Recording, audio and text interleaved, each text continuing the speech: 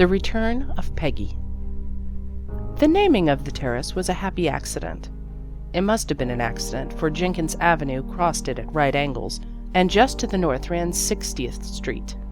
No one could have guessed when the terrace was laid out that the name would prove so appropriate, and that the comfortable cottages would have such a cordial, neighborly look, as if nodding greetings to one another across their neat strips of lawn. When the name Friendly Terrace appeared on the street lamps at the corner, there were no smiling faces visible at the front windows of the houses, no plump babies rolling over the lawns, no girls gathering on one another's porches like robins in the boughs of a cherry tree, or strolling along the sidewalk 2 by 2 with their arms about each other's waists. The naming of the terrace must have been a happy accident, or else an inspiration. There was usually a girl in evidence on Friendly Terrace at any hour of the day, and this morning there were 3 of them. They ranged from tall Priscilla, who was 5'7" and mortally afraid of growing taller, down to Amy, who was almost as broad as she was long, and who was in a chronic state of announcing her determination to leave off eating candy next week. Ruth, who on this occasion served as the connecting link between the 2 extremes, was a slender girl whose alert air told plainly that she was on the watch for something or somebody. "Once, when my Aunt Fanny was coming to make a visit," Amy observed reminiscently, "her train was 6 hours late. Just think if Peggy's train—" "Don't!" exclaimed Priscilla rather fretfully, and Ruth said with decision, "Oh, Peggy's train couldn't be late. She's coming just a tiny bit of the way. It might be if there was a wreck," Amy insisted triumphantly. "That was the matter when Aunt Fanny came. A freight train was wrecked just ahead of them, and they had to stand on the track for hours and hours. We waited luncheon for her till I was almost starved." The other girls exchanged amused smiles. The thought of Amy undergoing the pangs of starvation was likely to present itself in a humorous light. Amy saw the look and understood it, but was far from being offended. In point of disposition, Amy was as sweet as the confections she was always on the point of denying herself. An appreciative giggle showed that she understood her friend's point of view. "That's always the way," she said, with unimpaired cheerfulness. "Fat people never get any sympathy." She stopped abruptly, for Ruth had uttered a stifled scream and was pinching her arm. "The hack!" cried Ruth. "The hack's coming! Peggy's here!" The non-committal vehicle, rapidly approaching from the direction of the avenue, was mud-stained and shabby, but the appearance of Cinderella's golden coach would hardly have been the occasion for greater excitement. Ruth clasped her hands, her color coming and going. Tall Priscilla forgot her dignity and capered like a 5-year-old, while Amy went tripping down the street to meet the hack, which, of course, passed her, reducing her to the necessity of following in pursuit, panting and very red in the face.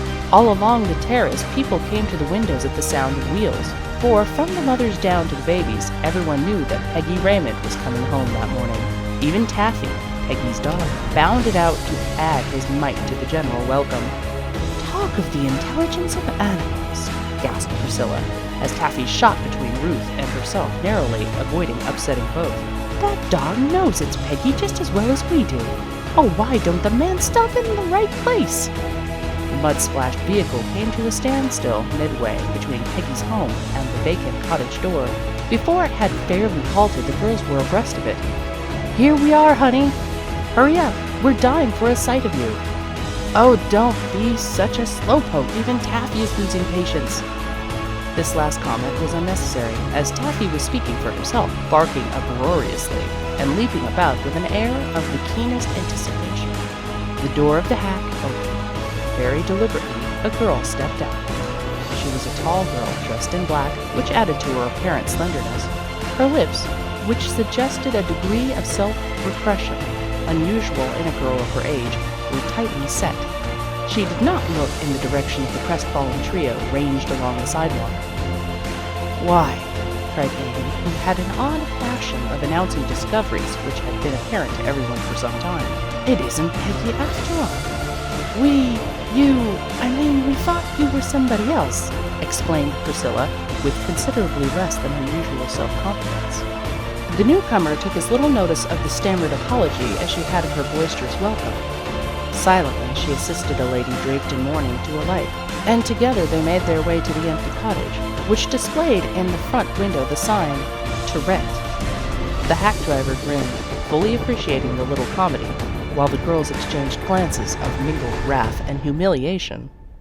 Amy was the first to see the humorous side. She shut her eyes and staggered to the fence for support. Her peals of laughter must have been plainly audible to the girl who was trying the key in the front door of the vacant cottage, but the latter only tightened her lips and did not turn her head. Ruth and Priscilla, after staring blankly at Amy for a moment, joined in her laughter, though in a rather half-hearted fashion. "She looks so out of temper," gasped Amy breathlessly. "And we'd been calling her honey and telling her we were dying to see her. Oh, dear." She wiped her eyes and started on another burst of merriment, which almost immediately died away in a gurgle of astonishment. "Peggy!" 3 voices pronounced the name at once, with varied intonations of surprise and pleasure. So engrossed had they been that they had not noticed the arrival of a second hack, which with magical suddenness had spilled out upon the sidewalk, a large girl and a small one, to say nothing of a motley collection of suitcases, handbags, bundles, and umbrellas. Settling with the hackman delayed Peggy a half-minute, and the girls arrived at the gate as soon as she waved them aside. "First kiss for Mother," Peggy cried, and shot straight as an arrow into the arms of the lady who stood waiting on the steps. There was a long clasp, and more kisses than one, and none of Peggy's friends thought the less of her for that real blush for the one who loved her best. It was no wonder that Peggy Raymond's return was an event on Friendly Terrace. She was the sort of girl you could not see without wishing you knew her, and could not know without beginning to love her.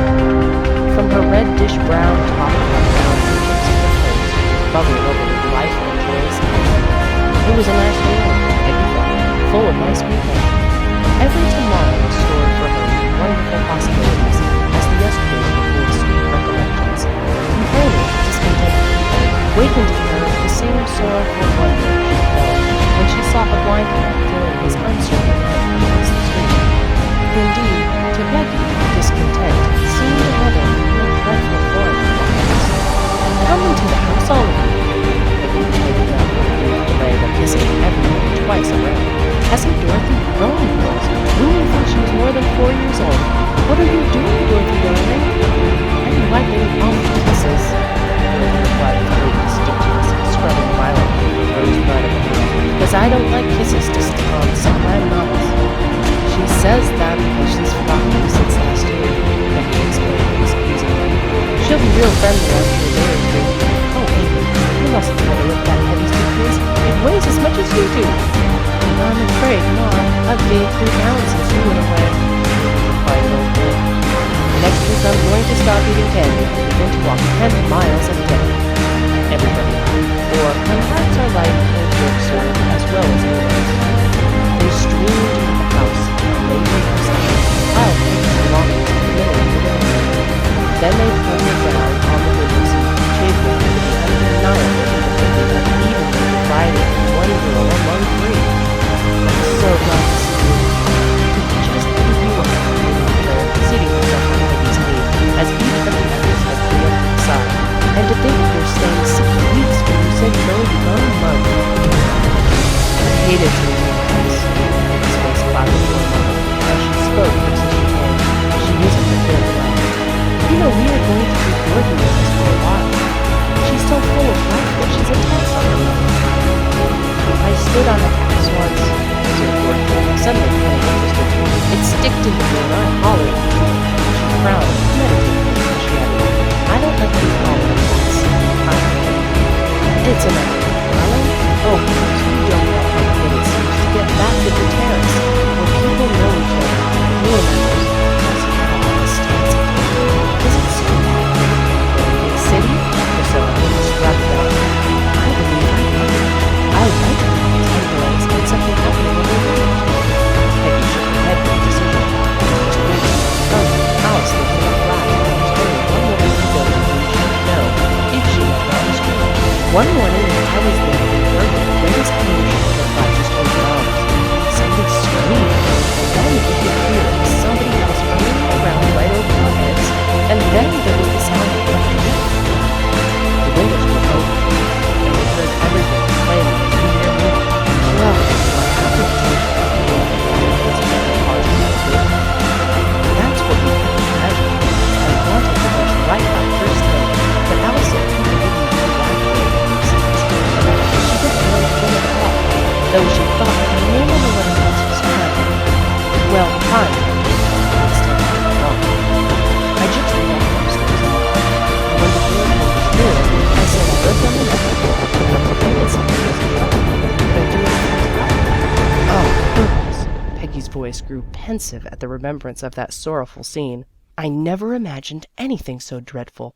The poor woman, her name was Fletcher instead of Fleming, had just had word that her little boy had been hurt by an automobile and taken to a hospital, and she was so upset that she didn't know how to get ready to go to him, and the girl was so stupid that she didn't know how to help her. And I rushed around and found her hat and coat and put on her shoes for her. She was wearing slippers and did everything just as if I'd known her all my life. And then she wouldn't let me go, and I went along with her to the hospital. She told me afterward that she had only lived in the city a few years and hadn't made many friends. A few years, repeated Peggy with fine scorn. Why, if anybody on this terrace was in trouble, even if she hadn't lived here more than 6 weeks, we'd all be flocking in to see what we could do for her. Did the boy die? Asked Amy, missing the moral Peggy was trying to point, in her interest in the story. No, indeed. He wasn't hurt as badly as they thought at first. He was home again before I left. Such a nice boy, not far from Dick's age. Oh, here's Dick now. Peggy's younger brother, Dick Raymond, coming in at that moment, said, "Hello, Peggy," in the most matter-of-fact manner imaginable, and submitted with apparent resignation to his sister's kiss. But no one was deceived. Dick's admiration of Peggy was an open secret in Friendly Terrace. The boy was hot and perspiring. He had run all the way home from his music teachers, so impatient he was for a glimpse of the dearest as well as the most remarkable girl in the world, as he firmly believed. And yet, at the sight of her, he had only a "hello, Peggy," and a shame for his face. Luckily, Peggy was not the sort of girl who would dictate certain things. She understood without any explanation. "Guess we're going to have some new neighbors," Dick observed with a wonderful window, apparently glad of an opportunity to change the topic of the conversation. "Who? Where? The next house?" Peggy stood looking over her brother's shoulder as two people came from the vacant cottage and moved toward the baby. Her arms were included in the slight figure of the black girl, carefully assisting the older lady with the chair. "Girls!" Peggy's voice fairly tinkled as she made the pleasant answer. "Looks as if you might be able to have a look around to this. Wouldn't that be fun?" The others exchanged dubious glances. "Always room for one woman, I suppose," Priscilla said at last. "And she looks such a sweet girl, too," Peggy continued, as the shimmer of hat from the bar. "She has such a nice way of loving her mother. That is, I suppose it's her mother." In a cough and an embarrassed blush, Ruth said hastily, "We'd certainly for you at first, Peggy. We were watching for your happy girl, and instant first. I wonder what she must have thought as fun and important as schools," Priscilla added, chirping Helen, as she remembered the continuous difference of the girl who had received the welcome of Peggy before something else. "I'm glad of that," said the innocent, "because that may help them make their memories together, and I don't think anything else in the terrace. It reminds me of a child shedding its first tear. The boy smiled and pleasantly close, and then we noticed that something was missing." From across the street, somebody whistled, a rather peculiar whistle, long and piercing. Ruth jumped to her feet. "It's Graham," she said. "What is he doing at home this time of the morning?" "Oh, watching the friend again." "Of course it can," replied privately. "I'm really starved. I couldn't eat any breakfast this morning. I was so excited because Peggy was coming. You'll be over this afternoon, won't you?" Priscilla asked as she rose to go, and her face fell slightly